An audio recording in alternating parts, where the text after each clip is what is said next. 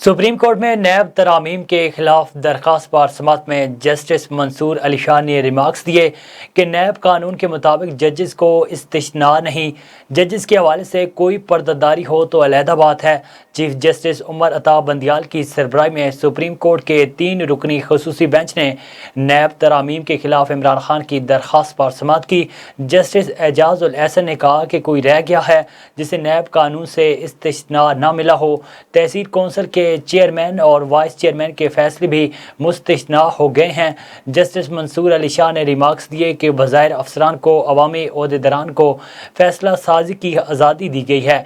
नैब कानून के मुताबिक जजेस को इस्तिस्ना नहीं, जजेस के हवाले से कोई पर्दादारी हो तो अलहदा बात है। वकील इमरान खान ख्वाजा हारिस ने कहा कि ऐसे फैसले साजों से ही माजी में 8 अरब से ज़ायद रिकवरी हुई। जस्टिस मंसूर अली शाह ने पूछा कि क्या रिकवरी अवामी ओहदेदारान से हुई थी। ख्वाजा हारिस ने जवाब दिया कि अवामी ओहदेदारों के लिए पैसे पकड़ने वालों से रिकवरी हुई थी।